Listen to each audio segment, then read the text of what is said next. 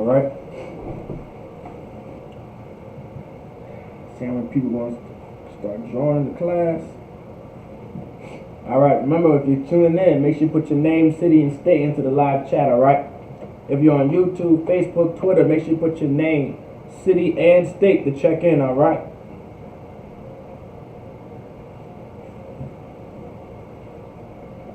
Put your name, city, and state, if you can. Bubba Kwashak. All right.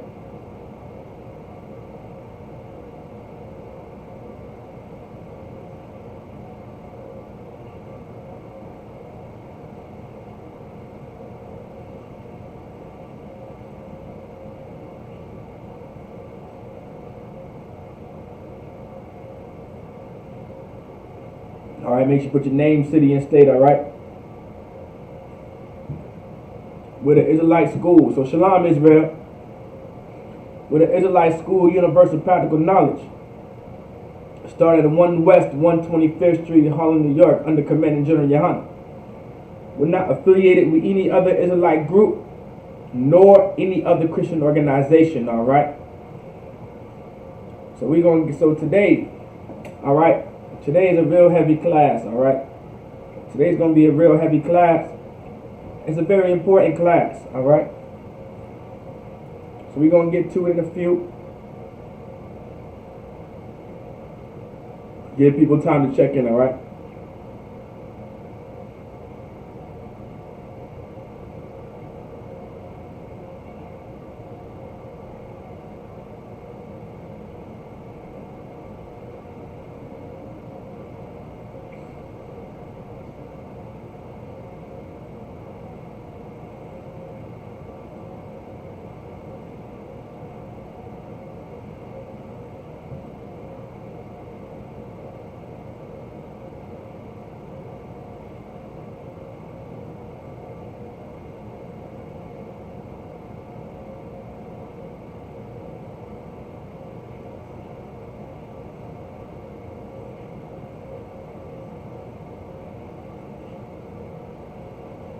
All right, make sure you put your name, city, and state, all right?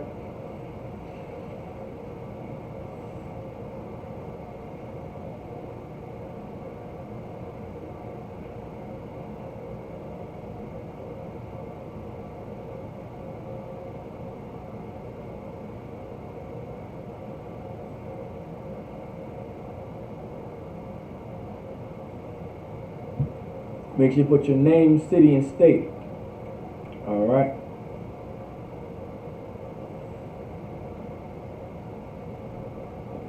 Most High in Christ. Okay. Don't forget to put your name, city, and state, Facebook, YouTube, and Twitter, all right? So, anyone paying attention online, right? What's today's topic about? Anybody online, what's today's topic? All right, let's get to it. What's today's topic about? Anybody online, anybody in class, what's today's topic about? All right. Anybody know today's topic? What's today's topic about? Anybody tell me?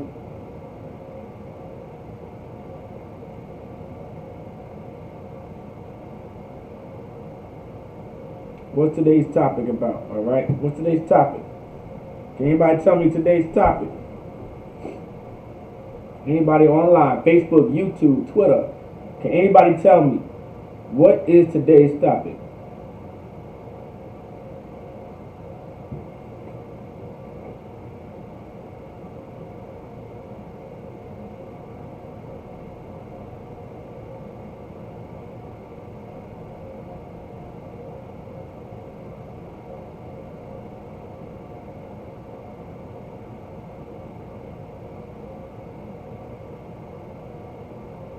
Right, it's about our children. Today's topic is about our children.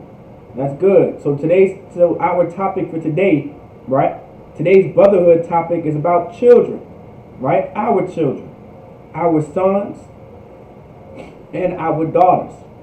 This is a very important topic to understand. This is a very topic that needs to be taught. All right, we need some wisdom and some guidance when it comes to our children and our sons and our daughters. It starts with being a good parent. All right? It starts by being a good parent. Okay? That's where it starts. To be a good parent, right? If you do not know, right? Parents are either parents are either fathers or mothers. Right? Salaki. I said that purposely. All right? I said it in that format purposely. Parents are fathers and mothers. All right? The father, then the mother. The father, then the mother. Throughout the scriptures, the father is always first, then the mother comes after, right? Because there's always an order to things. So remember, when it comes to parenting, right, you have a father and a mother. We know it takes two, right? It takes a father and a mother to raise children. That's something that we lack today in the so-called Black, Hispanic, and Native Indian community. That we have to understand that it's important for fathers and mothers to be in the home. Now, is that all it takes? No. It's a little bit more than that, right? It takes us a little bit more than just a father and a mother being in the home. What makes a good father? Or what makes a good mother? Can anybody tell me online what makes a good father? And also tell me what makes a good mother. Can anybody tell me? Does anybody have any ideas? All right. There's no wrong answer at this point, by the way. There's no wrong answer. But my question is to anyone online, Facebook and YouTube, all right? And make sure we got nine people watching. So make sure you put your name, city, and state, all right? Make sure you check in. Don't forget to check in. All right? Don't forget to check in. All right? So what makes a good father and what makes a good mother? No wrong answers at the moment. Right? Being there and setting good examples. Okay, all right. Okay. Anybody else? What makes a good father? What makes a good mother? Fathers follow Yahweh Shai. Mothers follows father. Okay. That could be a true statement. Anybody else? Throw me ideas of what makes a good father and what makes a good mother. Okay, teaching constantly. Okay. All right. Anybody else? Provider, protector. Okay. All right. I can take that as an answer, right? Depending what you're providing, all right, and depending on what you're protecting, right? I can accept that. So a provider, a protector, all right. I'm assuming that goes more so the father role, all right. You know what I'm saying? So okay, provider, protector. What makes a good father, right? What makes a good mother? Anybody else want to give it a shot too as well? I'm all ears. I'm all for it. What would make a good father and what would make a good mother? Teaching our children right from wrong, discipline when needed. Okay. All right. These are all great examples or ideas of what discipline. That's great, right? These are all good ideas and good feedback of what would make a good mother. So like what would make a good father and what would make a good mother. These are great ideas. Now, I'm gonna give you something. Okay, I'm gonna give you a foundation to stand on, because your ideas are great when it comes to being a good father and what it means to being a good mother, right? But allow me to set the foundation. Allow me to give you something to stand on as a father. Allow me to give you a foundation to stand on as a mother. Right, love, showing healthy relationships between parents. That's great, right? That's great. Now in Israel, we may not have that right now, but we can fix that. All right. So now I'm gonna give you guys a foundation, right, that we can all stand on, right? That makes a good father a good father, and I'm going to give you a foundation to stand on what makes a good mother a good mother. First thing first, in order for you to be a good father, first you have to be a good man. It's just that simple. That's the foundation. In order to be a good father, right? In order to be a good father, you have to be a good man. Now, we know brotherhood is synonymous and equal to sisterhood. So which means if being a good man is what would make a good father, then being a good woman is what would make a good mother. Right? What are good? Now now you guys listed good ideas. Like there's attributes that a man should have. And there are attributes that a mother should have. So as a father, you are supposed to be able to protect. That's an attribute of a man, right? Is to be able to protect. An example is to teach, right? To be a teacher, right? That is an example of a good man, right? Now, scripturally, right? Now, everything that I say can be proven within the Bible. Everything I can say can be proven according to scripture, right? Because this is the culture and the heritage and the traditions of the Israelites, right? We're talking about God here. We're talking about the God of the Bible, right? We're talking about the Most High.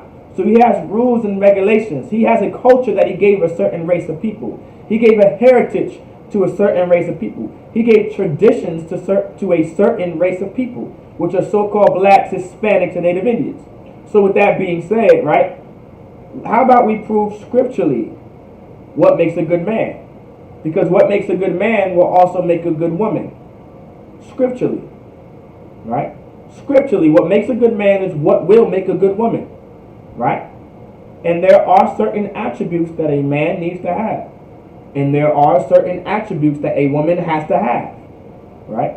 It just has to happen, right? So any trooper out there, right, or any brother that's trying to be in school and that's doing a little bit of studying, right? Anybody give me an idea of what would a precept of a good man?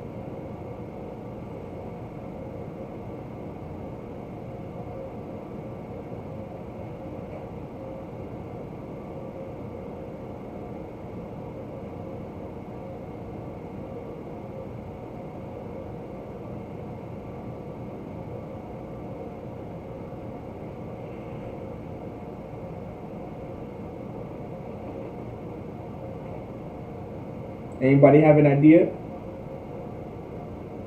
Scripturally.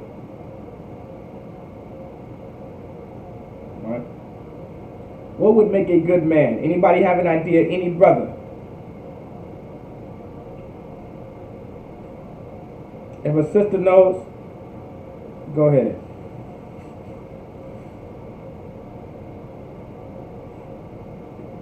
Okay. Okay. Psalms chapter 37, verse 23.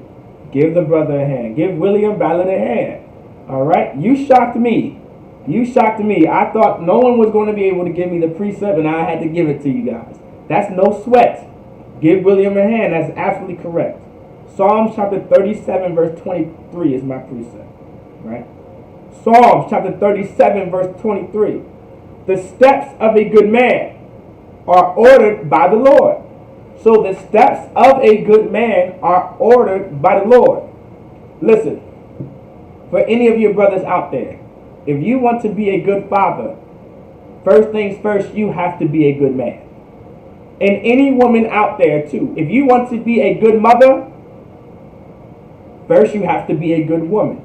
In order to be a good man or a good woman, right, because all of these scriptures, right, are not just for men alone, but for women too. All right? These scriptures are not just for men, but for women. I hope you understand. So it says in Psalms chapter 37, verse 23, the steps of a good man, meaning this is the steps that you have to take to be a good man. These are the steps that you have to take to be a good woman. Because in order to be a good father or to be a good mother, right, this is the foundation that you have to stand on, is by first being a good man and first by being a good woman. All right? The steps of a good man are ordered by the Lord. It said by the Lord.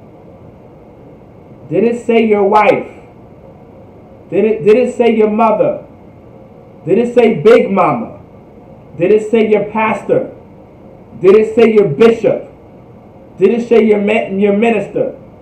Did it say your evangelist? Huh? Did it say your usher? No. It said the steps of a good man are ordered by the Lord. Now, particularly in the black community, black men go through this all the time. Right?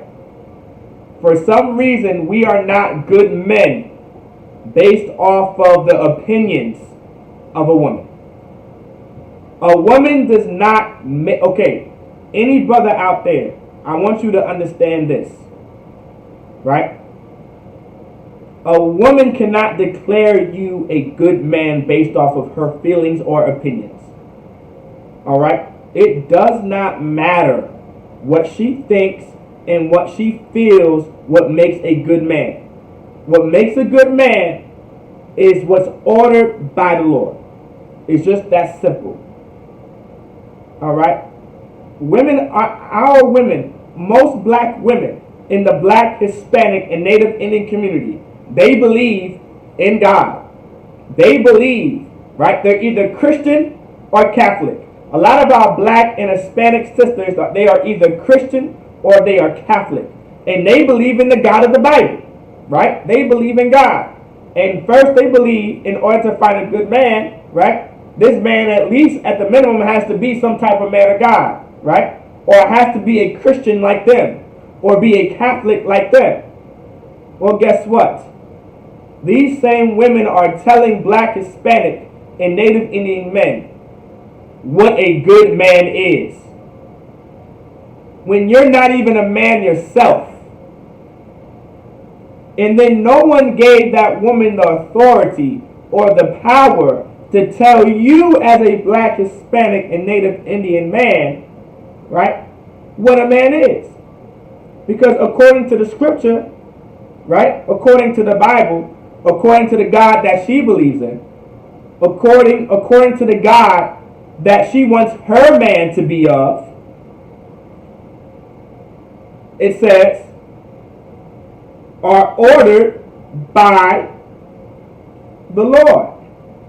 It's ordered by the Lord. Now, anyone in class, what are the things that are ordered by the Lord? To be a good woman are the things that are ordered by the Lord. These are things that we have to understand. In order for you to be a good woman, right, you have to understand that these things are ordered by the Lord. Right? So the steps of a good man are ordered by the Lord. And he delighteth in his way. Right? He delighteth, meaning joyful, being happy, he's proud. Right? In his ways. Meaning he's satisfied in his ways. In the ways that he took. In the steps that he took. Alright? So in order to be a good mother, right? In order to be a good father, in order to be a good mother, first you have to be a good man. First you have to be a good woman. Alright? Now there are attributes that fathers need to have, that men need to have. Be a protector. Right? You have to be a protector. You have to be able to be a man of war. You cannot be weak. You cannot be soft. Alright? You can't allow you can't allow yourself as a man to be weak and to be soft. That's not attributes of a man. Alright, that's an attribute of a woman. If you want to be a woman out, then follow what's his name? Follow Tyler Perry if you want to be a woman. Alright? Follow Lil Nas X if you want to be a woman. Follow Young Thug if you want to be a woman. But if you want to be a man out, come into the Isupk and learn how to be a man. And we're going to tell you scripturally, according to the Bible, how to be a man. As a woman, there's attributes that you're going to have. Women are natural nurturers. If you are not capable of nurturing as a woman, then how could you ever be a good mother? Are any of the sisters in class listening? Let me know if I'm wrong. As a woman, if you cannot nurture, then how could you be a good mother? When the job of a mother naturally is to nurture children. Any sister out there, let me know Is God wrong by saying that? Is the Most High wrong by saying that? Because I can prove scripturally that women are nurturers. Through childbirth shall she be saved. Right? That's in the Bible. So is it wrong? God. Right. That's correct. It's correct.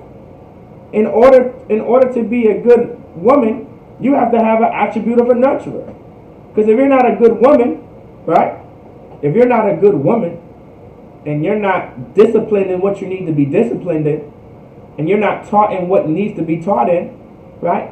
And you don't have the natural attribute of a nurturer, then how can you be a mother and expect your children to turn out well? You're a terrible mother. That's what you would be. If you are a father, if you are a man, and you're not a protector, and you don't have the ability to teach or protect, you are a terrible man. If you're soft and weak, and you can't protect your family the way your family needs to protect you, you cannot be called a man. You're going to need some counsel, Lock. You know what I'm saying? You're going to need some further guidance in order to get your manhood back and learn how to be a man. Vice versa for a sister. If you don't know how to be a woman, and you're not doing what a mother needs to do or to be, come into the school and get taught how to be a mother. There's plenty of sisters in the school, in the Israelite school of universal practical knowledge, that knows how to be a mother. And every sister in the Isupk are great and perfect mothers. I pray you understand. Every sister in the Israelite school of universal practical knowledge are perfect mothers. They are great mothers. They know how to be great mothers. So come into the school and learn how to be a great mother if you're a woman. There are sisters that can teach her, that can teach you how to be a good mother. First, they're going to teach you how to be a good woman. All right? All right. Now, to get that foundation, right? Now, with that being said, we all know that brotherhood is love. All right? I'm going to give you guys these answers today for time's sake so we can get into the lesson, right? So we know brotherhood is love, right? And love is keeping God's commandments and keeping his laws, his statutes, and his commandments. That precept is 1 John chapter 5, verse 3. Right? Now we're gonna get Matthew. All right, let's get Matthew chapter 22, verse 39.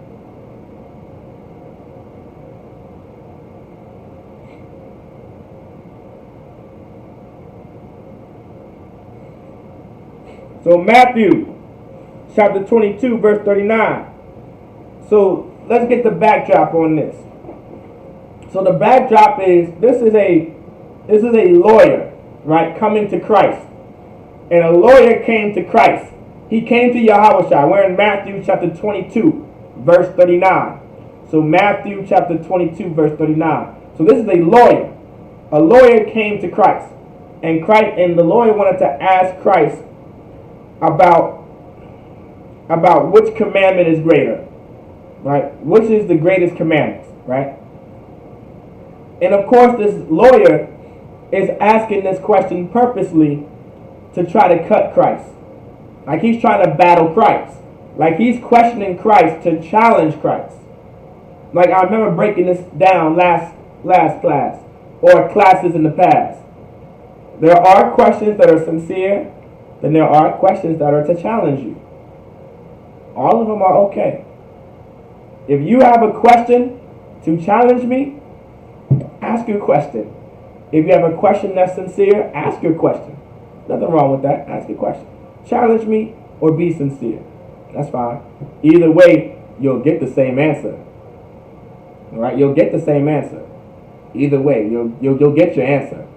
All right? So now, now Christ was the same way. The lawyer was asking him a question, right? And he was like, hey, man, or no, well, he didn't say man, he said master, right? Because at the minimum, this, a lot of Israelites at this time, or I should say the Jews, they knew, like, okay, this man has some type of authority. So, out of respect, right, or out of honor, I won't say respect, but out of honor, all right, I use that word purposely, out of honor, they call him master, right? So, hey, master, he said, hey, master, which one's the greatest commandment? Which one's the greatest commandment of them all? Now, Christ named two, but I'm going to go to the second one, all right, purposely, all right? We're doing this purposely, all right? So, Matthew chapter 22, verse 39, and the second is like unto it. So this is Christ speaking. These words are in red. When you're in the King James Version Bible, and you're in the Bible, right?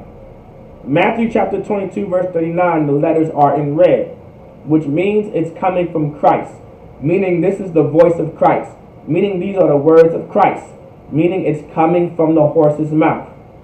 So, and the second is like unto it, meaning the second is like unto the first one that Christ named, right, that he listed, right? Meaning in the first one that he listed was, you should love God with all thy heart, all right? If you recall and you remember this breakdown, all right? So Matthew chapter 22, verse 39, right? And the second one is like unto it, meaning it's like unto the first, meaning there is no difference really. It's very similar, right? Like the second one is like unto the first. It's very similar. That's why Christ said, in the second is like unto it, right?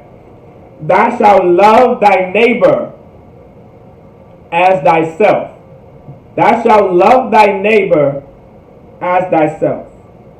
Now, anyone online, can anybody tell me, right? How do you love your neighbor? How would you love your neighbor as you love thyself?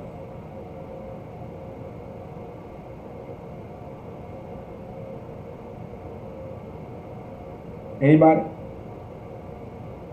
Online. How do you love your neighbor as you love thyself? Anybody want to give it a shot online? All right. I want to see what you guys may know. How would you love your neighbor as you love thyself? Now remember, we know what love is, right? It's keeping the law. So how would you love your neighbor as you love thyself?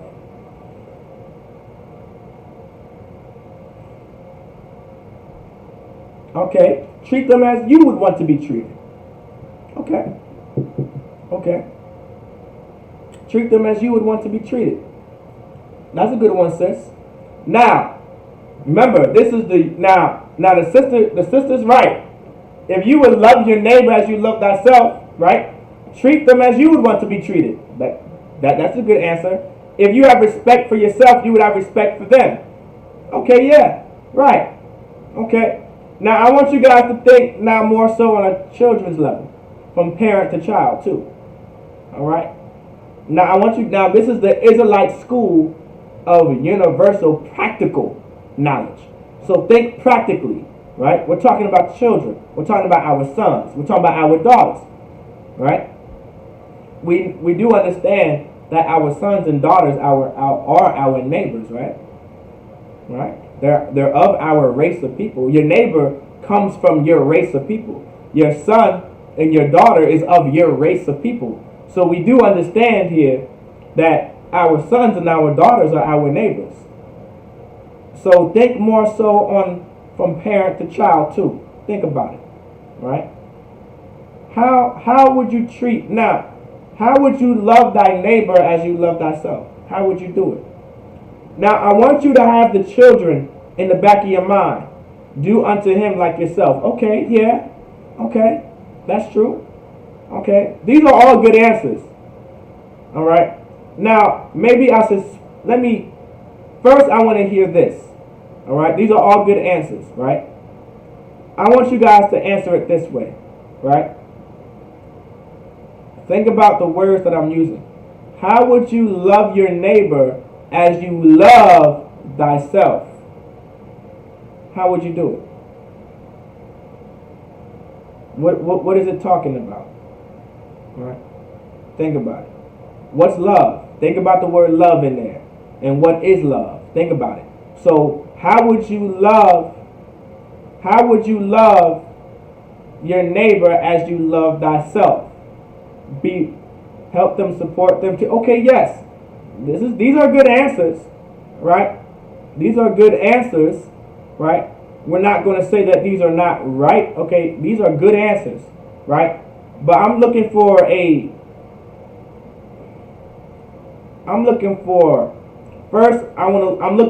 foundation.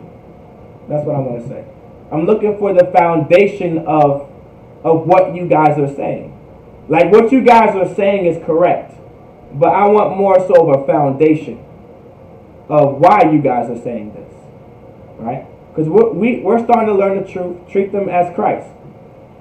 I want to give the brother a hand because that's heavy. All right, treat them as Christ. That's heavy. That's real heavy, brother. By the way, so William Ballard, that's heavy. Give yourself a hand. That's heavy. All right, that's real heavy. Treat them as Christ. That's heavy right there. I want every brother and sister to know that's a real heavy answer. All right, that's not the answer I'm looking for, but that's a real heavy answer. All right, you know what I'm saying? So we need a foundation. All right, I'm gonna give it to you guys for time's sake too as well. All right, the foundation I'm looking for is the law. That's the law, right? Love thy neighbor as you love thyself.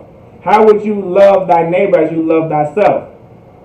By keeping and doing the law, and by making sure they keep the law and they obey and abide by the law, right? This is a fundamental. This is more so fundamental.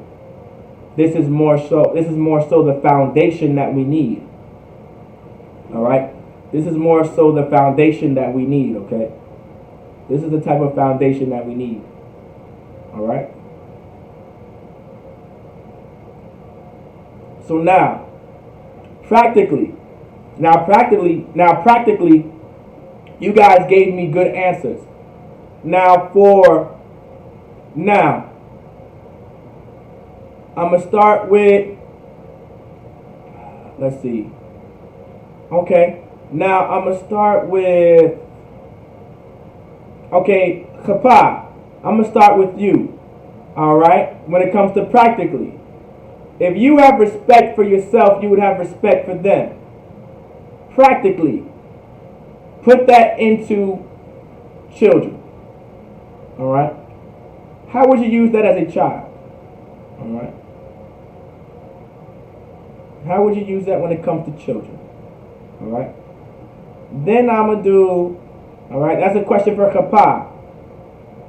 For Shakal, for Sister Shakal, all right. Showing compassion for them, respect them. Give me a practical example of how to show compassion for your children and how to respect your children. All right, give me a practical example. I want to see. I want to know. Let's see. Now, William, this is heavy now. Now, I should have started with you first, Salakia, because you're a brother. All right, there's an order to everything. But I forgot, I don't know why I missed that heavy answer that you gave. So, Salakia on my behalf. Bubba Kushab, please forgive me. Salakia. So, William Ballard, you said treat them as Christ. Now, I want you to give me a practical example of how you would treat your children like Christ. I want to know. All right. Treat them as Christ. How would you treat them as Christ, William? All right. How should Christ be treated? Right. I want to see what you're going to say. All right. And then Tanisha. All right. You said correcting. That's a good answer too. Now, when it comes to children, give me a practical example of how to correct your children or correcting your children. All right. I think I got everybody that answered. All right. All right.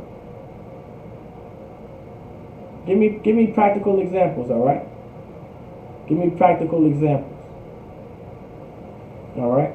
Now, while you guys give me these examples, I'm gonna go on to prove to you.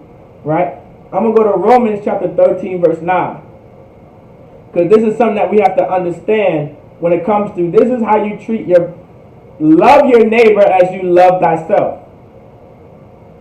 And we're going to read, there's a reason why Christ said it. Because there's a spirit behind how you love your neighbor, right? There's a spirit behind, right, of loving your neighbor as you love thyself. There's a spirit behind it. It's more so a, I want to say spirit, spirit is the correct word I want to use. But I also want to expound on a lot of brothers and sisters today are hypocrites when it comes to their children. All right? They're hypocrites. I want to say this. All right? We're not saying that you guys are hypocrites, because you guys are in class. And we are learning how to not be hypocrites when you're in the ISUPK, right? But in the world, a lot of brothers and sisters are hypocrites when it comes to their children, by what they do and what they teach, what they want and what they do, what they do want and what they don't want. All right, and so we're going to try to fix that. So let's go to Romans chapter 13, verse 9. Because there's a spirit behind love thy neighbor as you love thyself. There's a spirit behind it. Romans chapter 13, verse 9. For this, all right. So I'm going to start at verse 8. I'm going to start at verse 8 to give you a little bit of context. So this is Romans. If no one knows about the book of Romans, this is Paul talking to the Israelites in Rome. You know, ones that know the law, right? Is that Salakia? I want to make sure I'm not quoting James and not Romans. No, James actually says Israelites. Rome, okay, I was right, Salakia. The ones that know the law. All right, the ones that know the law, right? Rome, the ones that know the law are the Israelites, right? Even when Paul said, for I am an Israelite from the tribe of Benjamin, right? Romans is the book written by Paul, given to the Romans. All right. Now, Brother Krishad, make sure you guys do answer my questions still, because I'm gonna look back in the chat and I'm gonna read over them, because I want to see the practical example that you guys give, right, when it comes to brotherhood, I should say, or sisterhood towards your children. I want to know a practical example of loving thy neighbor as you love thyself. And if you want to change your practical example when I give you this precept, all right, that's fine too. All right, not saying that you guys are wrong on whatever you guys may put. All right, but you guys may start to open your ears a little and be like, oh, okay, I kind of see where this is going now. You know, so just hold off. All right, not hold off. Keep answering. All right. Romans chapter 13, verse 8. Give you some context. Owe no man anything, right? But love one another. Meaning, don't owe man. This is one thing. Like you may, okay. So he says, owe no man anything. Meaning, don't owe this man nothing, right? But there is going to be something. So owe this man nothing. But, meaning, owe this man nothing, but there is something that you will owe him. Right? Like, forget about owing this man anything. Right? Like, you don't owe anything else but this. Alright? This is what Paul is trying to say. You don't owe anything to this man or to this woman but this. Alright? There was a movie like that. It was a movie with I want to say Denzel Washington, right? Good brother, right? Great actor, whatever. And I forgot the name of the movie. All right, I should be ashamed to forget about the movie, but I think it's called Fences. There's a movie called Fences. I want you guys to look up. You guys probably already know the scene. If you're so-called Black, Hispanic, and Native Indian, you probably already know the scene I might reference when it comes to the movie Fences with Denzel Washington. Look up the scene when his son, all right, I forgot if it was his biological son or I think it was his actual son, and I think his son asked him a question, and his son said, why don't you like me? I think he asked that. He was like, why don't you like me? And then after that, it was game over, right? I want you guys to watch that scene because that scene is actually a very good scene. And specifically, some brothers in class may actually understand that scene. All right, but I want you sisters to also see that scene, to give you guys a little bit of understanding. Now, I never seen the movie. Well, if you've never seen the movie, sis, that's fine. But I also want you to look at that skit, all right, or that scene in that movie. Look up Denzel Washington fences with his son. And it's a good scene, right? It's a very good scene. And the reason why I brought it up is because he used along the words of, I owe a responsibility to you. It doesn't, listen, what he was getting at in that scene was, his son asked him, why don't you like me? And he looked him in his eye and said, pretty much, I must do what I do for you because I like you. I must put a roof over your head because I like you, right? I must have changed your diapers because I like you, right? Does any woman can answer this? Do you change your children's diapers because you like them? Do you make sure your kids are safe and well fed because you like them? No. You do it because you owe a responsibility to them and you love them. That's why you do it. That was the point of the scene. Right? That was the point of the scene. But I want you to see the spirit behind that scene. Right? So go ahead and watch that when you can. But you don't owe anyone anything but this. This is what you do owe this man. Alright? Alright? Now, right, I did because I love them, absolutely. Because you own a responsibility to them. Love is not a feeling, but love is an action. And that responsibility that you have for your children is love. You didn't throw your kids away. You didn't murder your kids. You gave birth to them as a woman. And you breastfed them. And you make sure they were fed. That's love. That's action. That's not a feeling. That's action. Look through the action of your love and not the feeling behind it. Alright? Remember that. That was love. Your action of feeding your child, that was love. You didn't feed your child because you liked them. Did you? What did your baby do coming out of you? What did they do for you to like them? That's my question to any woman out there. What did your child do for you to like them when they came out of your womb? They cried? Is that why you like them? Because they cried? No. Let's make it make sense. It's because you love them. Because you breastfed them. Because you love them. That's why you did it. Because you love them. Alright? So let's get to it. Alright? So you don't owe any man but this. Right? This is what you do owe this person. Owe no man anything. Owe no man anything, but this is what you will owe him. But love one another. Meaning you will owe him love. You will owe him that you're going to love him. Or love her. Because that is your brother. That is your sister.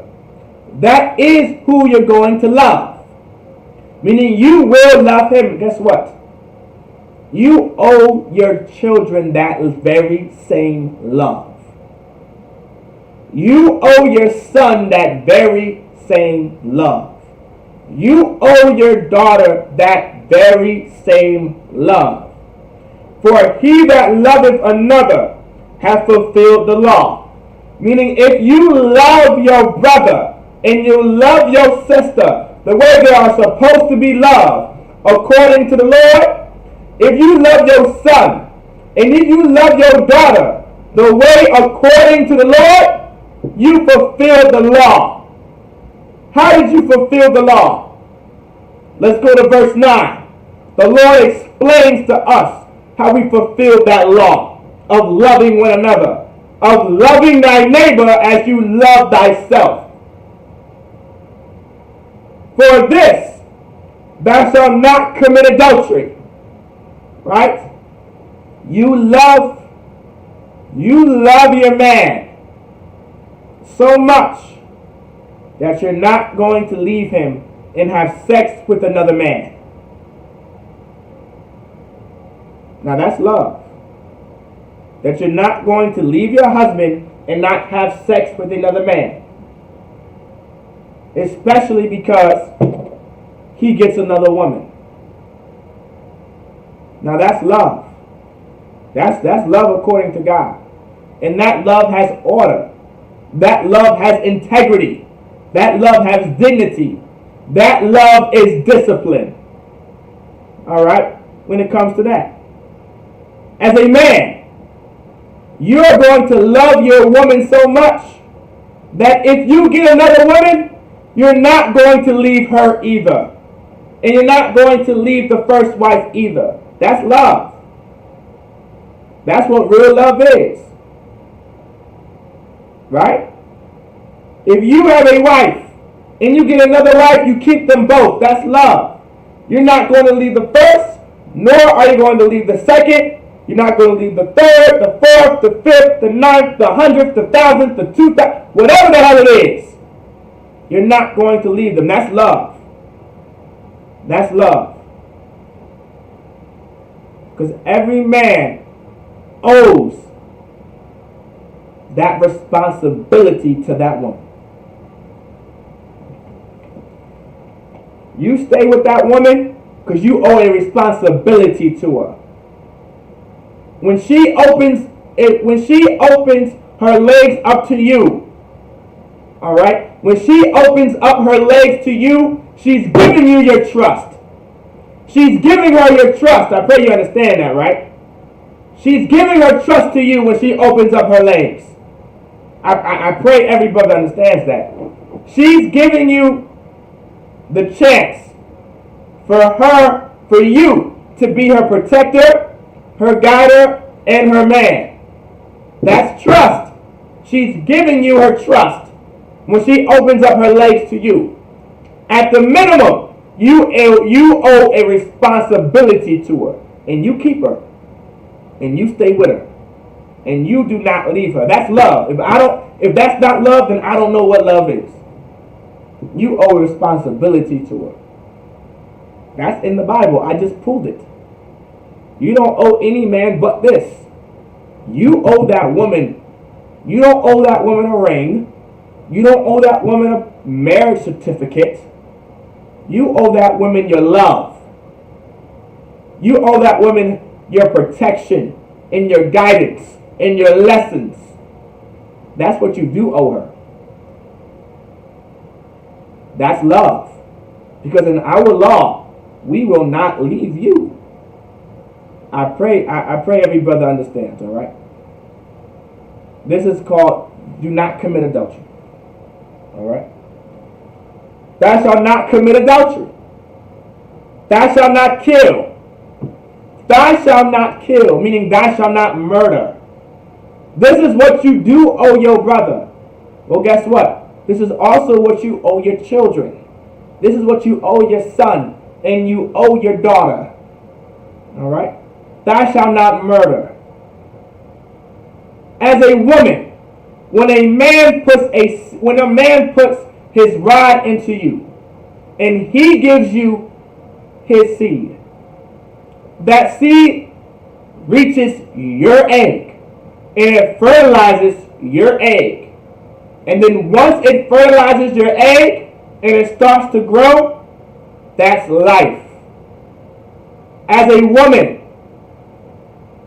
starting from the embryo, starting from the fetus, scientifically, whatever it may be called, you owe a responsibility to it. You owe a responsibility to the life that's growing into your stomach, that's growing inside of you, As a woman, you owe a responsibility to it. And what's that responsibility? Love. Thou shalt not kill.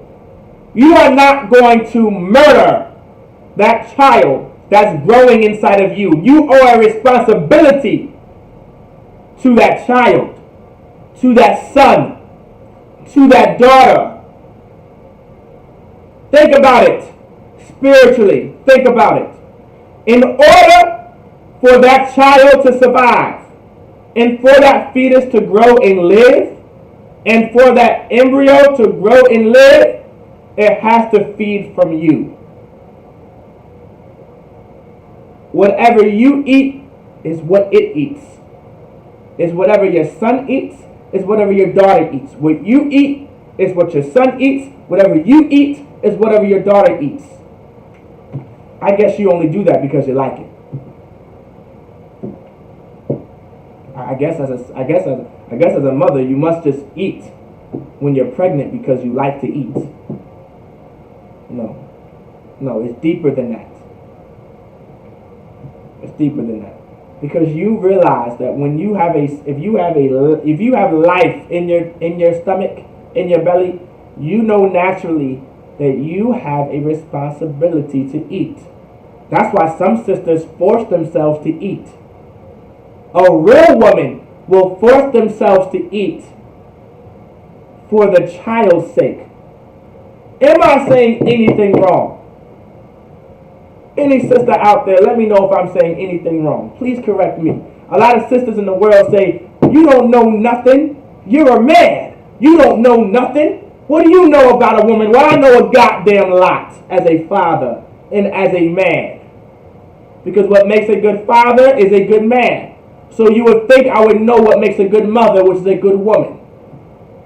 And I see examples of good women every day in the Israelite school of universal practical knowledge. I see them force themselves to eat so their child can live. They throw up every night because the food doesn't agree with them. But they keep eating anyway. That's not because you like. It's because you love. Because you owe a responsibility to your child, to your son, to your daughter. You owe a responsibility to them. That's love. You don't do it because you like them. You do it because you love them. Because you owe a responsibility to them. Well, that's what we have to understand, the spirit. Not just to your children. This topic is focused on children. But think also about it to your brother and your sister in the world. Or to your brother, to your sister, your race of people. You owe that same responsibility. Right? When it comes to thou shalt not murder, thou shalt not kill. If you don't want to be killed, then you don't kill. Alright? Now, I didn't forget y'all practical examples, by the way. I'm looking at them right now. So don't think I forgot, by the way. Alright? I don't want y'all to think that I forgot, because I'm going to read them. Alright? Alright? Biblical Shah, please know that I'm going to read your practical examples. So don't think that they're not going to be read. Alright? Thou shalt not steal. Alright? Thou shalt not steal. That's a law. These are all laws, right? Does this sound familiar? These are laws. These are laws that can be found in the Bible, in the Old Testament. These are laws. Thou shalt not steal. Now think of it when it comes to your children. Do you want your child to steal? Do you know how, listen, in the black community, in the Latino, in the Native Indian community, our children become thieves. Right? Because of the poverty we live in. The white man being the devil that he is, our children grow up becoming thieves. Do you know the consequence of being a thief? The chances of being murdered because you stole is very likely in the black, Hispanic, and Native Indian community. There's a reason why we don't want our children to steal. First, because God said so. And two, we know the consequences of stealing. We know the consequences. So you want your child to steal. And then now you have to see your son behind behind bars in prison for 6 to 8 years for petty theft. Is that what you want as a mother? Is that what you want as a father and a mother? So you want to see your son behind bars because he became a thief. Because you taught him that, well, you didn't teach him anything. Because you were busy working. You didn't get to teach him anything. Right? This is what happens in the Black, Hispanic, and Native Indian community. Let's think of reality here. We talk reality here. We talk facts. It's not that you didn't want to teach him anything at times. It's because you couldn't. You chose to be a single, independent woman that didn't need a man, and you left your man because he got another wife and he got another woman, and because of the Christian church, you wasn't having it. So you had to work 2 to 3 jobs just to support the 3 daughters or 4 to 5, 8 children that you had by yourself. You didn't have the time to teach him anything. So the world had to teach him. And because the world taught him how to be a thief, now you have to cry and be sad that your son and your daughter is behind bars for 8 to 9 years for stealing. Probably for murder. Am I saying anything that you haven't heard before? Any brother and sister out there? Am I saying anything that we may have not heard before? I think we've all heard this before. It might be a story that we're living today. This sounds like this. I might be telling you your childhood. I might just be telling you your childhood. I may just have told you about what happened to your brother, or what happened to your sister, or what may have happened to you. I say that purposely, right? Because we're all Black, Hispanic, and Native American back here. We all have witnessed this, and we all may have lived through this. There's a way to fix it. It's to realize the responsibility that we owe to each other. Is by loving each other, which deals with the law. Does everybody understand why that foundation has to be the law? You can say kind of law.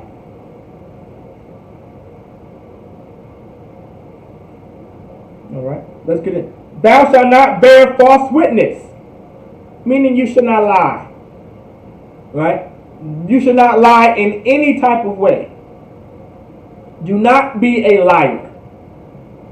Now, a lot of men in the Black, Hispanic, and Native Indian community, because of the Christian church, we have a big problem of lying. All right, that's a fact. We just can't stop lying. Especially to our women, we can't stop lying. That's because we're afraid. The only reason why you lie is because you are afraid of your woman. You're afraid. The Christian church made you afraid, weak, and soft. All right? That's what the Christian church did to you. All right? That's what it did to so-called Blacks, Hispanics, and Native Indians. And because of so, now you're lying. We lie to our women all the time. There's no need to lie to your woman about anything. Be upfront with your woman. You don't got to lie to her. You got 2 options. Tell her the truth or tell her to mind her goddamn business. Either way, you're not lying.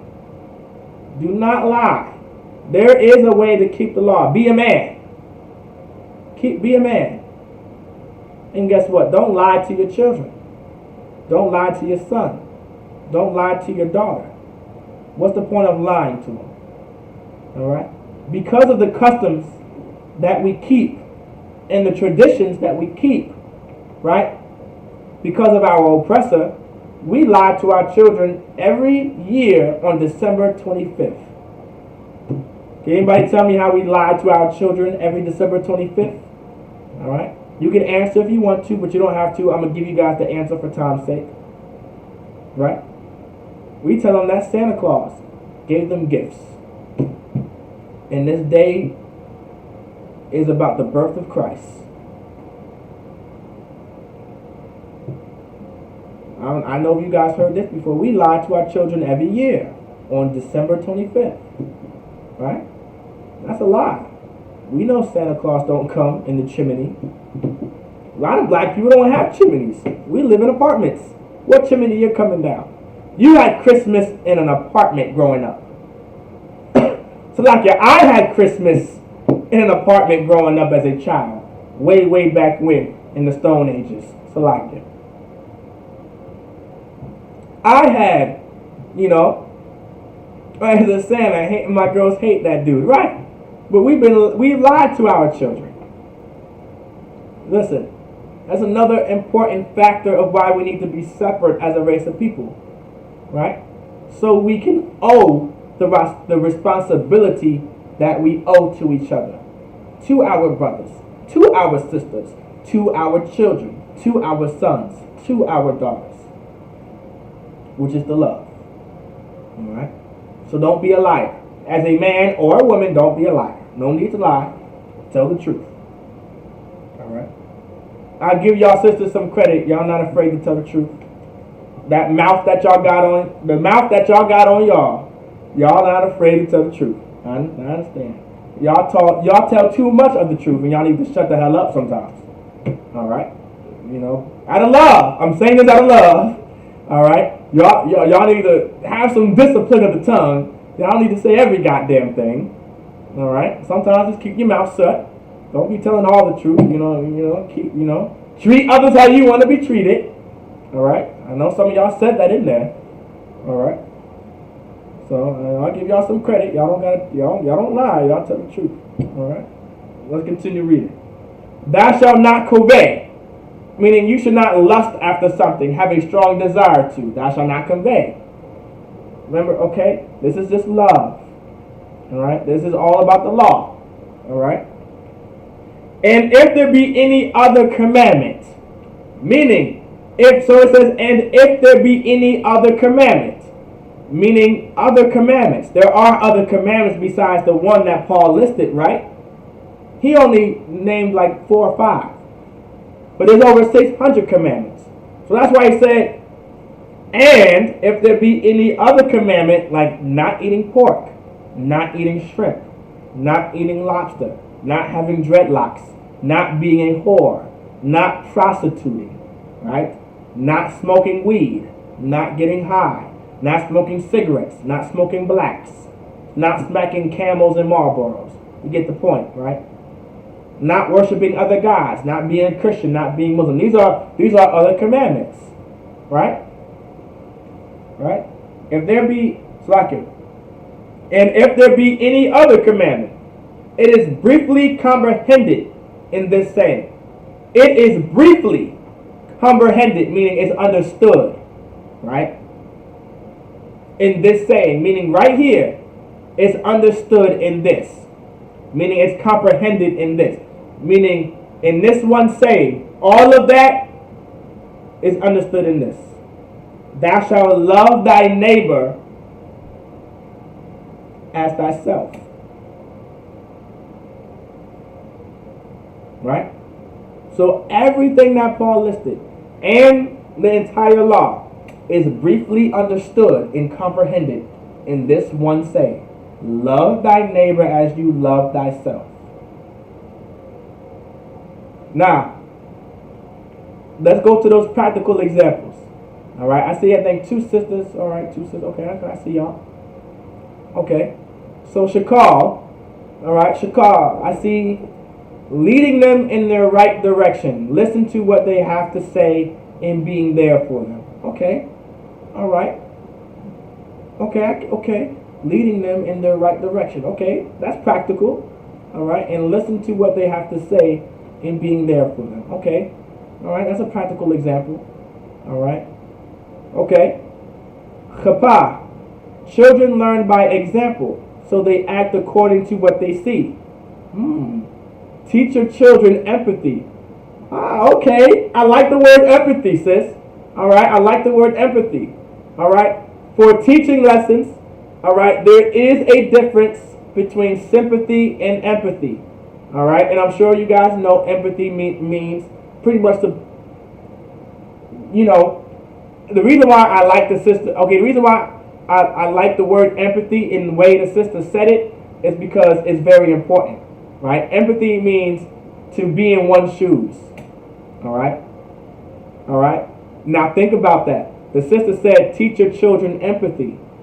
There's a reason why we need to teach our children empathy. That's true. Meaning, think about if you were in that person's shoes.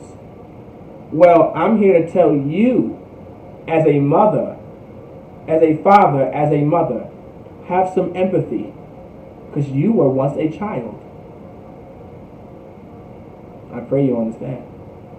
Teach them the laws as it teaches brotherhood and sisterhood. Protect one another. In the world, parents say, do as I say, not what I... Oh, I like that. That's very true. Give the sister a hand on that one too. In the world, right, parents say, do as I say, not what I do. A lot of parents say that. Listen, that one saying alone, I remember saying it about a month ago or 2 months ago. If you go on my Facebook, right, because I do have a Facebook, and if you go down my timeline, I think you'll see a post of me talking about how that saying alone, do as I say and not as I do, destroyed a lot of homes. It destroyed children, right? Like my father told me not to smoke weed. He was very right to tell me not to smoke weed, but he smoked weed. Well, guess what I ended up doing? I ended up smoking weed. Do not think for a second that your child does not see what you do. You as a woman, as a woman, right? You jump from man to man to man. And you turn around and tell your daughter, you need to find one man and settle down with. And make sure you find that man. Do not be surprised when your daughter doesn't care to find a man because she's seen you jump from man to man to man. Do not be surprised. And as a mother, I'm going to bring this up too. All right, I'm running out of time. I may go over a little bit. All right, but a mother also plays a very important role in the son's life as a parent. She plays a very important role as well in their son's life. If you keep leaving from man to man to man as a woman, then your son is one day going to become a man. Why is he going to care about any woman when he's seen his own mother leave other men just like him? Why is he going to care to stay? Why is he going to care? Why is he going to stay? I mean, does that make sense to you? You jump from man to man to man, looking for your happiness, because you want to be happy. That's all you care about. You just want to be happy, sis. Right? I just want to be happy. My happiness matters. Well, your son saw how much your happiness was. Your son saw how much your happiness was. And he became a man, and he's dealing with sisters that want to be happy too. And you expect him to be a man and be there for that woman? No, because he knows that that woman is going to leave if she is not happy. Listen, don't take my word for it. I must not know what I'm talking about. All right? I don't know what I'm talking about. I don't. All right? But now let's get back to it, right? In that one saying, right? Thou shalt love thy neighbor as you love thyself. Right? Love your children as you would love thyself. Right? Teach your children. Right? Be there for your children. Teach them the law. Right? Am I right? You want to be there for them, right? Let's get Ecclesiasticus. All right? Let's get Ecclesiasticus. We're going to be in the Apocrypha, right? Let's get Ecclesiasticus chapter 7, and we're going to start at verse 23. We're going to get Ecclesiasticus chapter 7, verse 23. Ecclesiasticus chapter 7, verse 23. Hast thou children? So the Lord is asking you a question. We're in Ecclesiasticus, which is in the Apocrypha, which was of the Bible. All right, quickly. All right, this is the 1611 Bible. All right, all right. The brother said, one way is leading by example. As long as I'm walking right, they should do the same. They should be able to look at me and see a resemblance of Christ. Having, right, okay, that's, no sweat if you're having issues, that's fine. Okay, that's perfect. That's okay. That's a good example. One way is leading by example. As long as I'm walking right, they should do the same. They should be able to look at me and see a resemblance of Christ. All right, that's practical. Okay, that's practical. Okay, all right, and guess what? That's very true, brother. All right, and don't say they should. All right, as a father, put your foot down. They will. All right, all right. Think about it. We were once children. We may have all came from the Christian or Catholic church, right? We may have came from the Muslim mosque, here, depending on the brother and the sister, right? Did your mother say, well, you should go to church?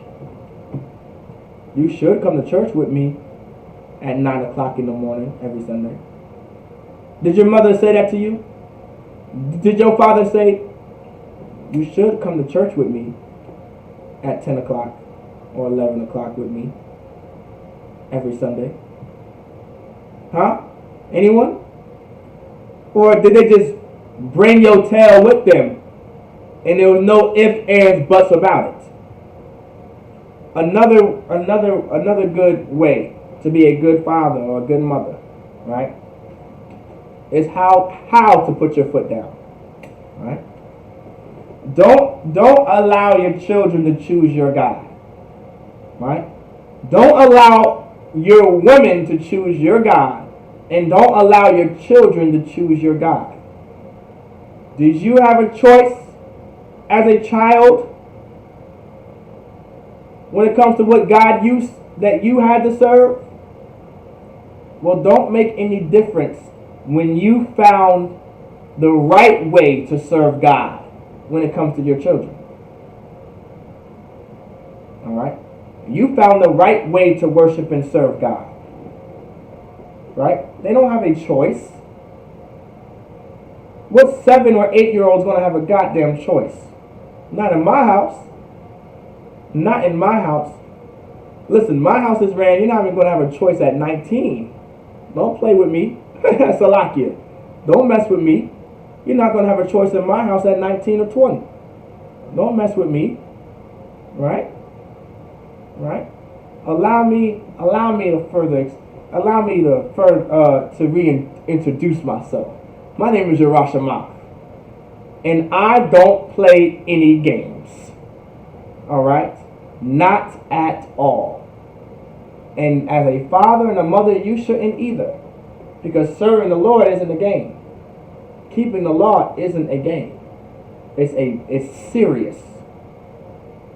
It's very serious. All right? So that's a good practical example that the brother gave.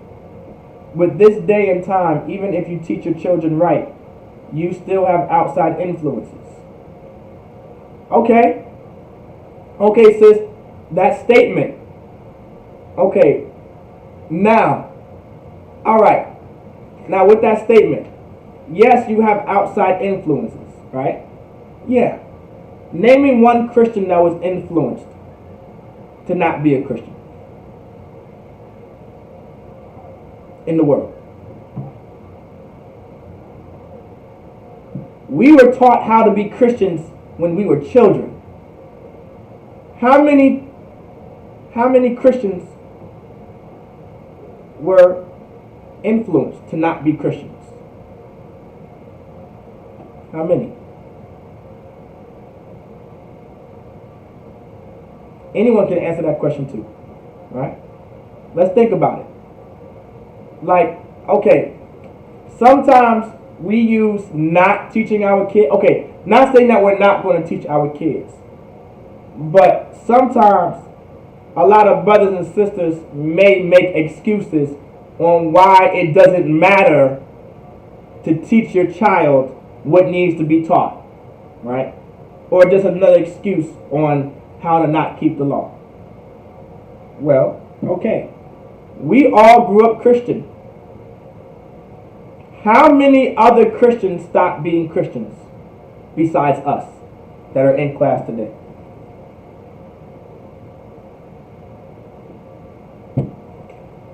If everyone was so easily influenced out of Christianity, don't you think that they would be in the school right now? Don't you think every black, Hispanic, and Native Indian would be in the Isupk right now? If it was so easy to be influenced no matter what you taught your children? My parents taught me how to be a Christian. It was not easy for me to be influenced to not be a Christian. If any of y'all brothers and sisters get the privilege one day to have a conversation with me on how I came into the truth, I want y'all to talk to Precinct Officer Malak on how I came into the truth. Alright? How I came into the truth. Because that's the brother that got me into the truth. Precinct Officer Malak. You know? So I can tell you how y'all was shy for Commander Jim Yohana for raising up this school and the generals and the captains and the officers to one day for me to meet Officer Malak. Right? In order for me to come into the school. I'll tell you, I was not easily influenced. Alright? You'll get the privilege one day to hear this story if y'all stay long enough. But I'll give you guys a hint. I was against everything. You thought I was against every last thing. You would think, how did he get this far? You would, looking at me now, you would think that I was with the whole shebang bang, right? No lie. I was against everything. And I fought tooth and nail because I was a Christian.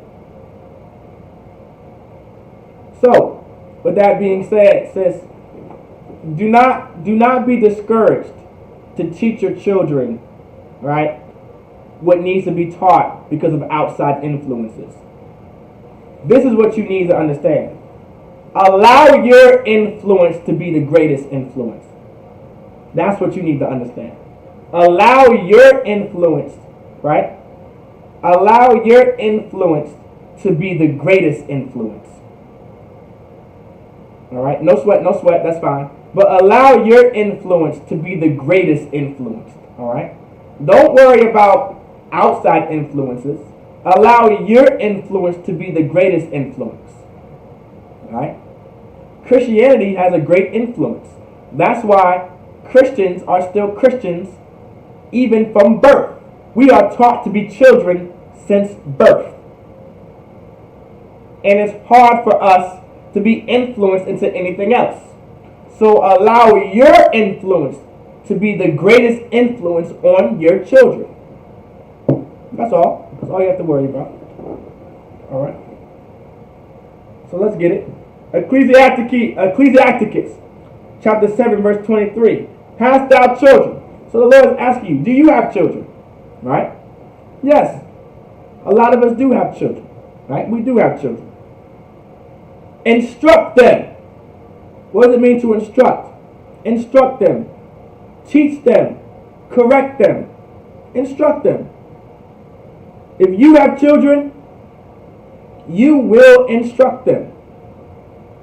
You will teach them. You will correct them. And it says, and bow down their neck from their youth. And it says, bow down their neck. Right? Bow down their neck from their youth. Meaning where they're young, bow down their neck. Meaning be strict. Be hardcore. Be disciplined. Do not let up. Right?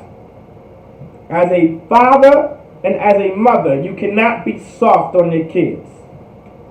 When you're soft on your children, and you don't teach your children, and you don't instruct your children, and you allow your children to do whatever they want to, they become Bloods. They become Crips. They become gangster disciples. They become whores. They become prostitutes. They get thrown in jail. They become homeless. They become in poverty. They have no ambition. They have no goals. That's what happens when you don't bow your children by their neck at their youth. Don't try to be a mother and father when your children are 17 or 18 years old. It ain't going to work. At your youth, when they're young. It starts when they're 4 or 5 or 6 years old. All right? Children start to understand around 4 or 5 years old. They kind of understand a little bit right from wrong. They're starting to adapt the sense of, okay, I think this is right. Oh, okay, I think this is wrong. Around 4 or 5 years old. At 16 and 17, your mind is made up. Whatever you want to do at 16 and 17 is what you're probably going to do until life teaches you otherwise. Hey, if you don't bow your children by their necks at their youth, life will. Right? And when I mean by life, I mean God. All right? I pray you understand. You may have you were so soft as a father, as a mother, right? You probably weren't able to teach your children, right? And it may not be because you were soft. It could have been because you made a silly decision.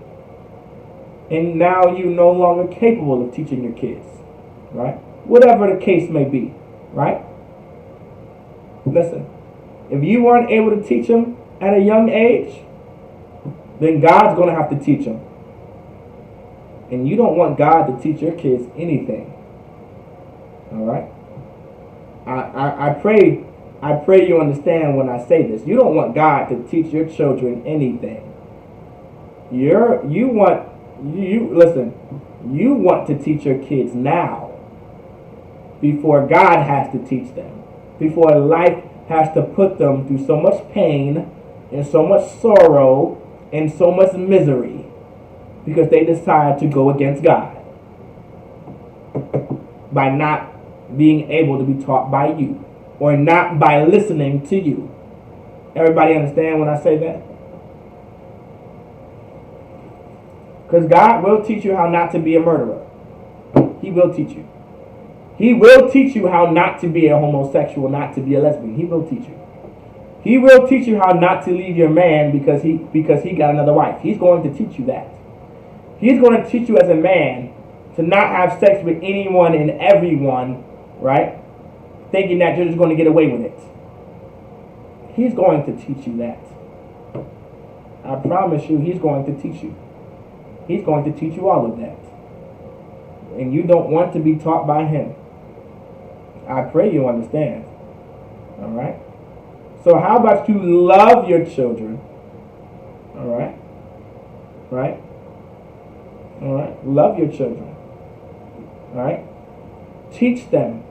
Scold them. Instruct them. Bow their necks at their youth. All right? Sometimes you may have to lay some leather. All right? I remember back in the day, you may have to lay some leather on their backside. All right? You may have to. All right? I'm not telling you to beat your children senseless. All right? Don't treat them like your slave masters treated you. But you may have to lay some leather on their backside. You may have to, that Gucci belt that you love to wear so much, you may have to give them a tattoo of it. All right? I pray you understand. You may have to. It's better than God putting them to death and you never seeing them again. All right? Everybody understands? I pray you understand. Because I'll give my children the imprint. I'll tattoo them today if I have to. I wear belts. All right? And belts come off. All right? All right, I was Salakia. I come from a black, old-fashioned, old-school household. Belts come off. It did not matter. Belts came off. All right, all right. So Salakia. All right. Now don't go out there. Don't say Yerushalayim told you to abuse your kids, because I didn't say that. That's not love. Abusing your children ain't love. All right. Verse 24. Hast thou daughters? So the Lord is asking, do you have a daughter? Right? We have daughters. Right? Some of us have daughters. Right? We have daughters. And we love our daughters. Our father, like as a father, we love our daughters. As a mother, we love our daughters, right? I mean, I would hope, I would pray that you love your daughter, right? Hast thou daughters? The Lord is asking, do you have daughters? Have a care of their body. It says, have a care for their body. Anybody online, quickly if you can, how do you have a care for your daughter's body? How do you care about your daughter's body?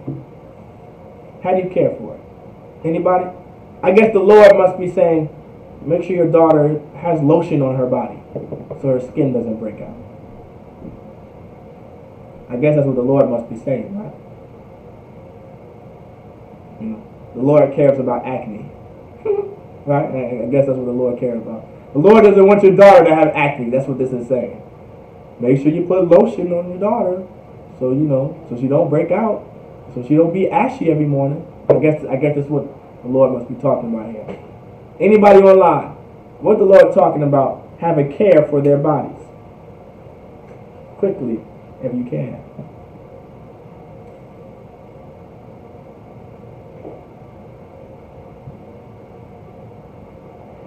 Okay? By make sure they respect their body.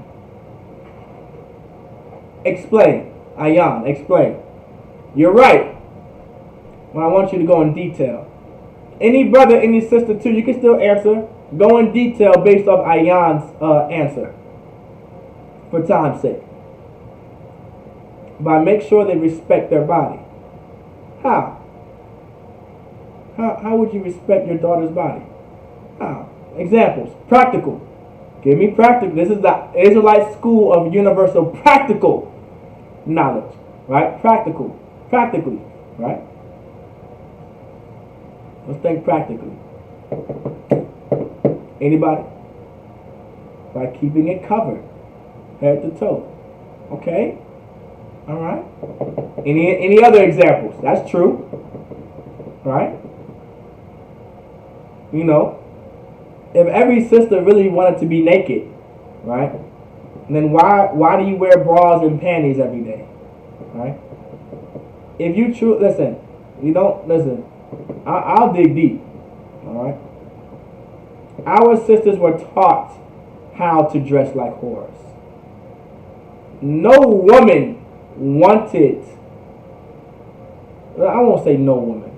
I'm going to say in the black, Hispanic, and Native Indian community, none of our women wanted to dress like whores and be whores. We never wanted that. We were forced to live it. Alright? We were forced to live it. Alright? I pray you understand. We didn't want to be whores. Our women didn't want to dress like whores. We were forced to live it. So, any example of how to care about your daughter's body? Cover it from head to toe. Right. The sister had the eyes. Right. How else? Right? You don't want your daughter to be a whore. So to care for her body. So you want your daughter to be passed around like a bag of potato chips in high school? You want your daughter to be, so you want your daughter, as a father, as a mother, you want your daughter to have trains ran on them? Is that what you want?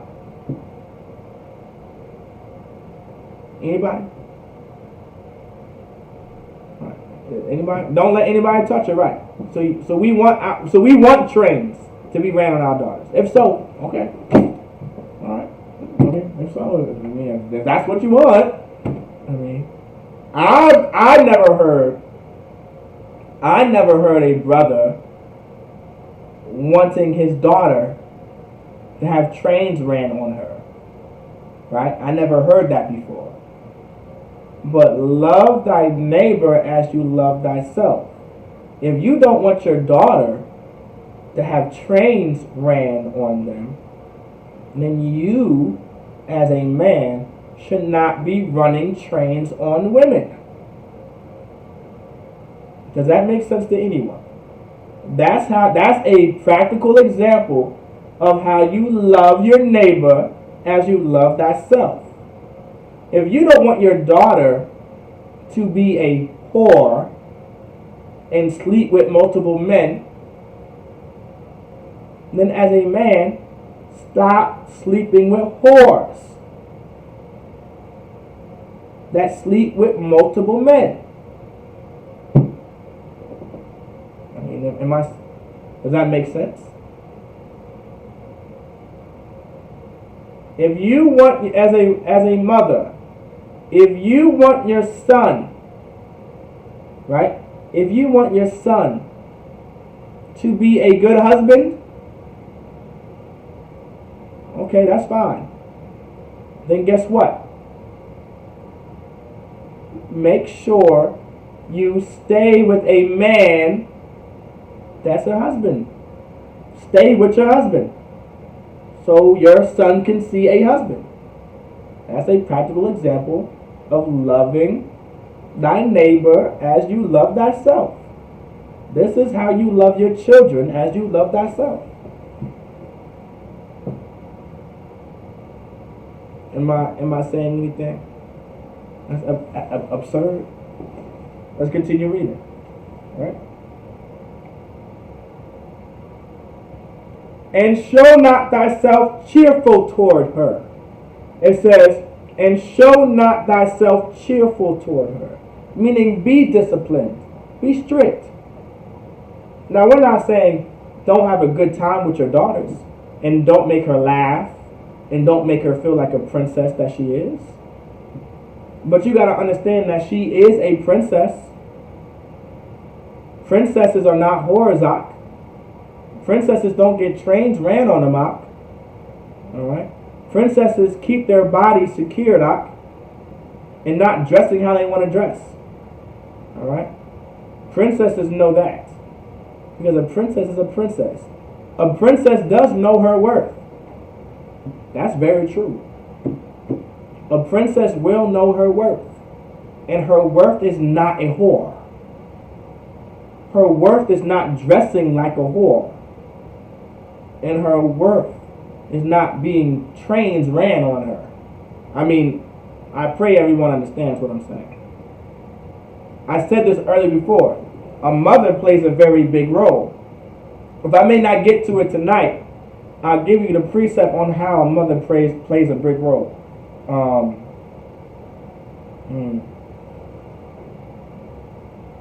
going to put it in both chats. Just give me some time.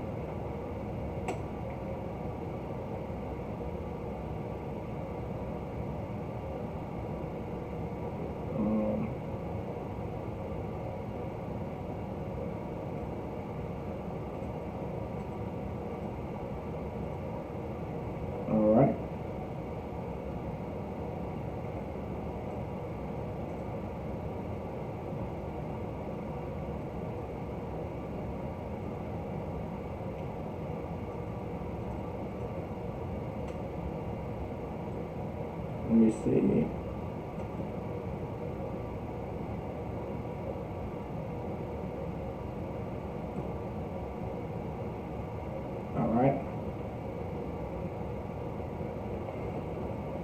All right. Now, I put it into the chat. All right. I'm going to also put it in the Facebook chat as well. All right. I'm going to give you guys the precept.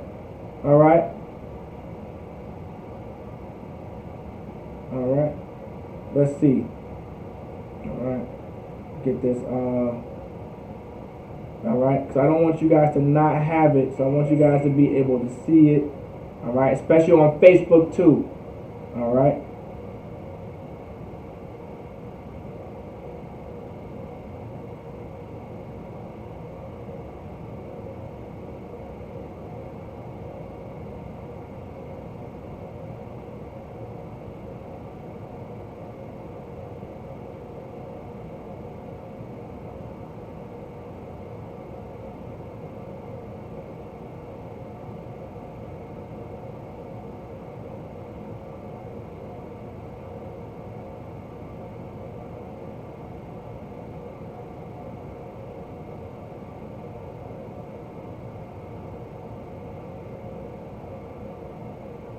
Alright. Everybody see that chat?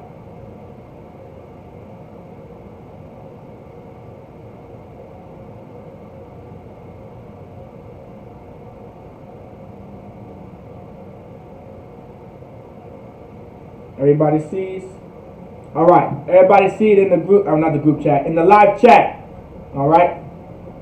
When I said a mother plays a very big role in her child's life, read Proverbs 31 and 1 down. Understand, right, that a way a mother speaks to her son and gives certain wisdom and knowledge to her son, right, comes from the law. It comes from being taught by the priest and being taught by her husband, and etc., right? Make sure you understand that foundation when you read it. This is King Solomon's mother giving him Lemuel, right? Lemuel, Salakia, right? If I'm pronouncing it correctly, all right? It's another way. It's just a that's talking about King Solomon, and King Solomon's mother is telling King Solomon about what he should and should not do. Right? And that's a big role. 31 and down, that's a big role to understand from a woman to a man, what woman you should look for and what type of woman that you need as a wife. Right? So read Proverbs 31 and 1. Alright? But let's go back. Alright? Ecclesiasticus. Alright, let's go back. Ecclesiasticus. Chapter 7, verse 24. And show not thyself cheerful toward them, being strict, be disciplined, be hard on your daughter. We have to be very careful on how we raise our daughters. We have to be very stern on how we raise our daughters. And guess what? The same goes for our sons.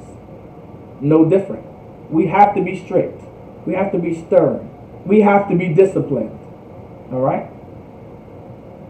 Make sure you love your child as you would love thyself. The sister said it, I couldn't say it any better than the sister. Empathy. You were once a child. Wouldn't you want the best for your child? Because did you have the best when you was a child? Most blacks, Hispanics, and Indians know. We grew up in tough lifestyles. So wouldn't it be love to make sure that you was isn't that love to have empathy? Right? That's love. You know that when you were a child, you didn't get the best parenting, but your children will. That's love. And you're going to teach them the law. That's love. I pray everybody understands. All right.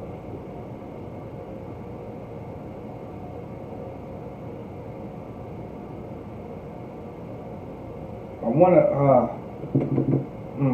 I'll get Proverbs 22 and 6. Let's get Proverbs chapter 22 verse 6. We'll get to it. Alright. We'll get to it. Alright. We'll end with this. Alright. Proverbs chapter 22 verse 6.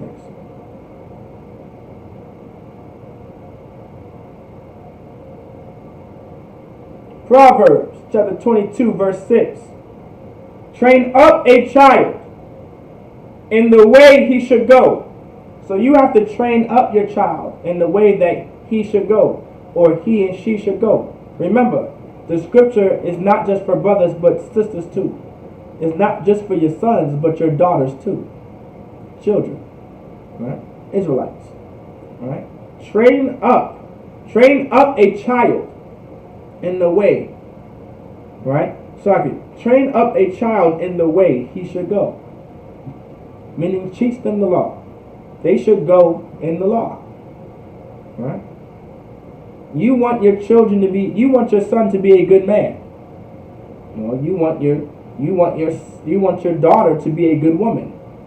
You would love for your son to be a good father. And you would love for your daughter to be a good mother. So how would you train them to be so? My precept, the steps of a good man are ordered by the Lord. That's my precept. And what's ordered by the law? What's ordered by the Lord? His laws, his statutes, and his commandments. Right? Makes sense, right? It makes perfect sense. Right?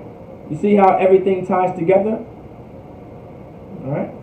That's how everything's going to tie together, everything's going to make sense. Right? Alright? Train up your child. Teach them the law. Teach them how to love thy neighbor as you love thyself. Because one day your children will have children. And then your children will have children. And their children will have children. Yesterday we had a class on reincarnation. You may be one of your children's children. Who knows? Wouldn't you want them to raise you right? I pray you understand. See what I did there, right? We could be one of our children's children. And wouldn't you want to be raised right? The sister did say empathy, right? We believe in reincarnation in Israel. Wouldn't you want to be taught right? And be parented right? And be loved the right way?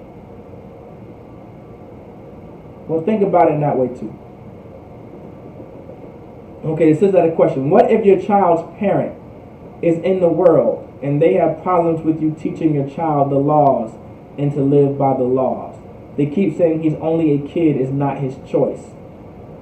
Alright, we kind of went over that, kind of, but that's a good question though. Alright, I'll go in detail for you. So the sister's question was, what if your child's parent is in the world and they have problems with you teaching your child the laws and to live by the laws? They keep saying he's only a kid, it's not his choice. Once again, this is what you have to understand, sis, right? You are that child's parent, right?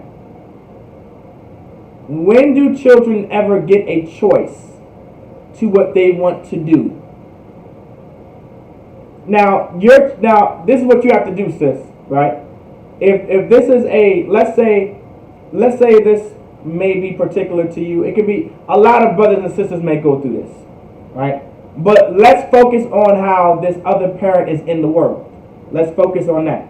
This other parent is in the world, right? He's in the world. So he does things.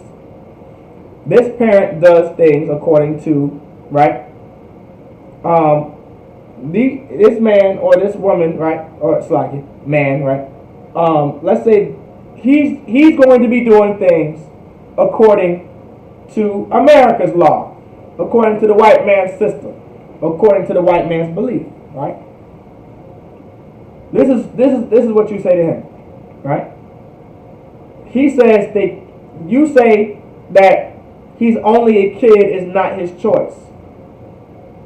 Well, is it his choice? Right? Is it his choice? Right? Is it your kid's choice? Right? To be with what parent in the courtroom? Is it that kid's choice? Is it? He's only a kid. It's not his choice. Is it that kid's choice to be with what parent in the courtroom? No, it's not his. It's not the kid's choice. It's the judge's choice. Whichever parent that the judge sees fit, right, is who that kid is going to go with. Well, guess what? God sees fit that any black, Hispanic, and Native Indian child follows his law. It's not about his choice. It's about what's going to happen. All right? So, to answer your question, even if he disagrees, you're going to teach him anyway. What is he going to do? Bring you to court about you not feeding your child pork? The judge will look at him like he's stupid. He's going to take you to court, right? Because of what? And this is all situational basis, right? Right? And you can take this up in counsel too with General Hyman, right? It really depends if you have, most women have custody of the children, right? All right. If he had custody of the kids, just alone custody, then he may have more of a say so in the white man's system, according to the white man's custom, right? In the white man's society, a woman has more say so of what happens to the children in his society, right? It shouldn't be so, right? But it is what it is. Now, in this case, this man is trying to prevent your child from following God. That's unlawful. You do not have to follow any unlawful decision. Let every brother and sister understand that. You are not to follow any unlawful order, right, given by anyone. If someone tells you to eat pork, you don't follow that order, right? Right? You don't follow that order. If someone gives you an order to murder, you do not follow that order. You do not follow any unlawful order. Right, so there's no custody, there's no, okay, all that, right. So with that being said, listen, teach your son the law. Teach your child the law. That's it. If he doesn't like it, so what? So what? Alright? That's it. Right? I would get further counsel from General Hyman. Alright? That would be my counsel too as well. But just know, that's your child. Alright? Teach him not to eat pork. Alright? Now if he decides to teach your child how to eat pork, that may happen. Right? Do your best and be the best influence on your child. That's what you should do. Alright, Papa? Make sure you are, right, the best influence on your child. That's what you have to worry about. That's what you need to focus on. So when your child does go with someone else, even if he says you can eat this pork, your child still says no. And that's how much of a greater influence you need to have on your child.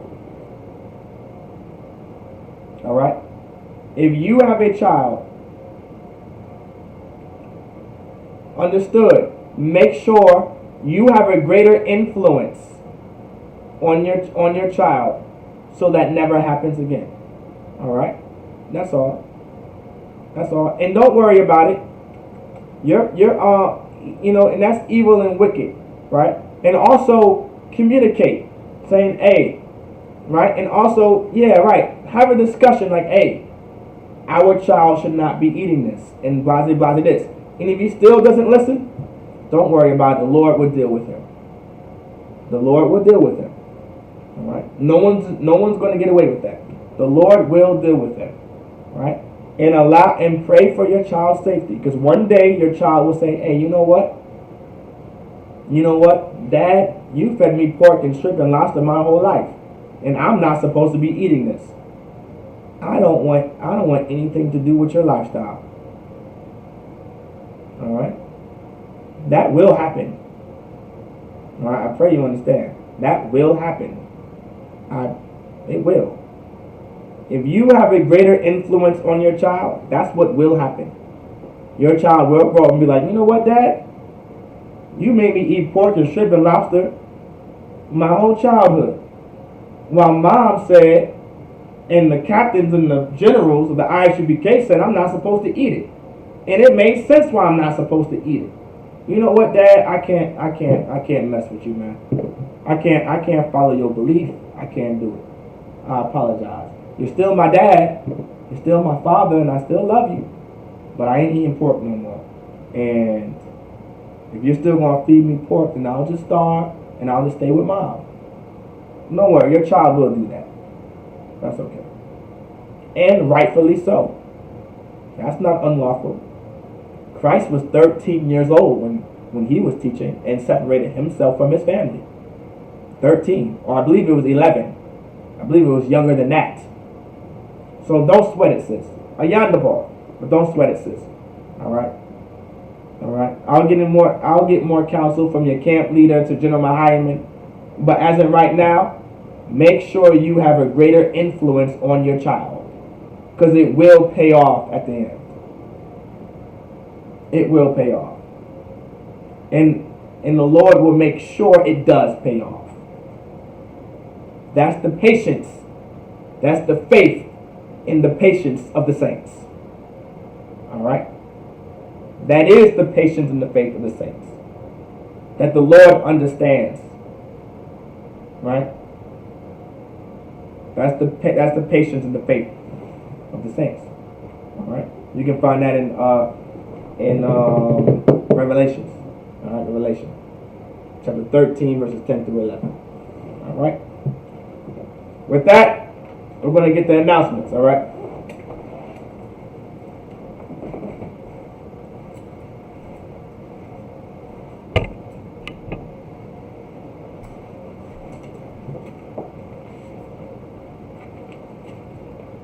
All right.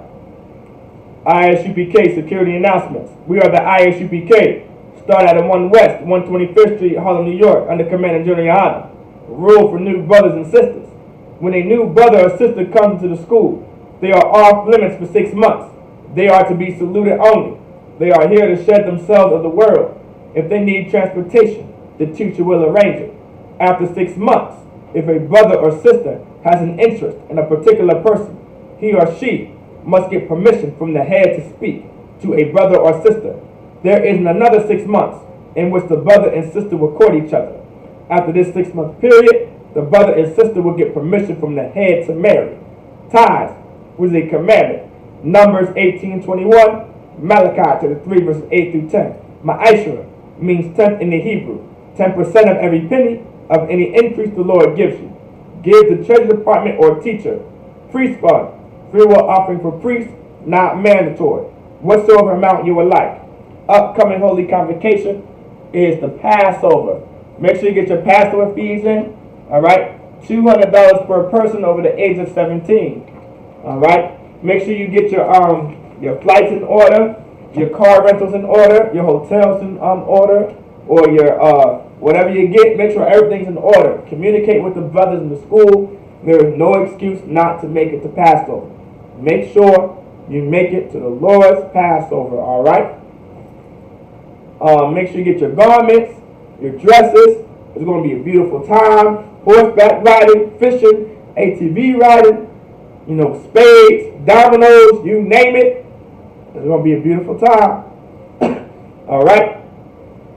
With that, I say a Maria. All right, which means to stand. All right. Men of Israel, we're going to give a courteous salute to the brothers. Men of Israel, Manim Shabbat. Amadi, Barak, Yahweh Ba'ashim Yahushua Barakatah. Yana Matah. Sar Lakwaki, which means turn to the sisters. Sar Lakwaki means turn to the sisters.